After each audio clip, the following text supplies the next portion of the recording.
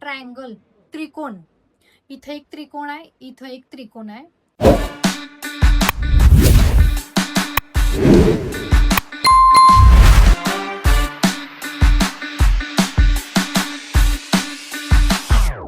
नमस्कार मंडळी, welcome back to my channel. तर खूप दिवसांपूर्वी मी एक रील टाकलं होतं अर्बन योग फेशियल हेअर ट्रिमर.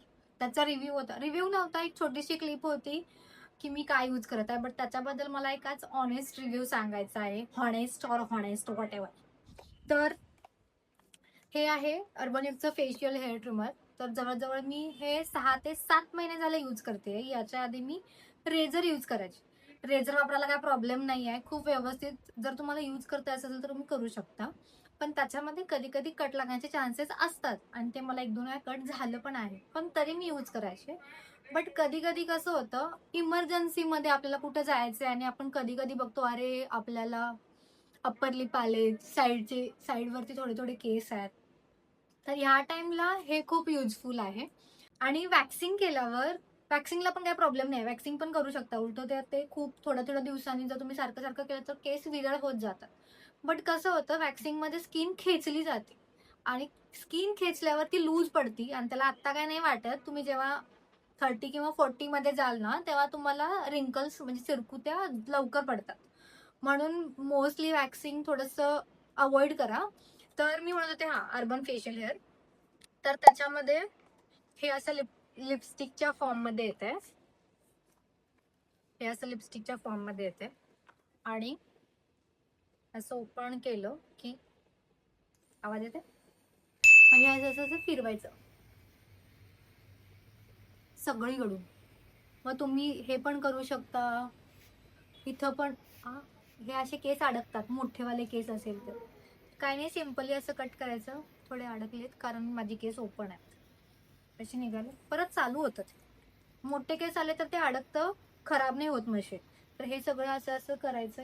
इथं आयब्रोज पण इथले होतात, पण मी करत नाही कारण एकदा त्याचा शेप बिघडला तर बिघडला. आता पार्लरवाल्या काकी होतात म्हणून फालतूपणा करायला जायचं नाही. फक्त अप्पर लिप्स, फोरहेड, चिक, अप्पर लिप्स, लोअर वरती पण करू शकता तुम्ही.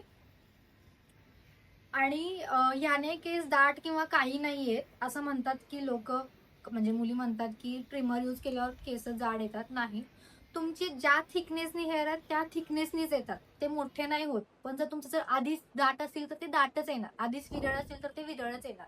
सो हे नका म्हणू की तुम्ही ट्रिमर यूज केला आणि त्याच्यामुळे तुमचे केस वाढले. असं होत नसते. वॅक्सिंग केला तर केस विरळ येतात.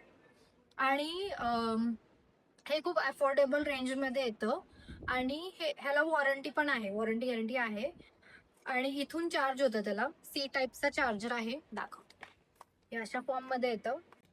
हे सी टाईपचा चार्जर आहे, अडॉप्टर तुम्हाला घ्यावं लागेल. आणि हा ब्रश आहे छोटूसा, हे आहे. आणि क्लीन कसं करायचं, हे आहे ना, हे वरचं हे ओपन करायचं.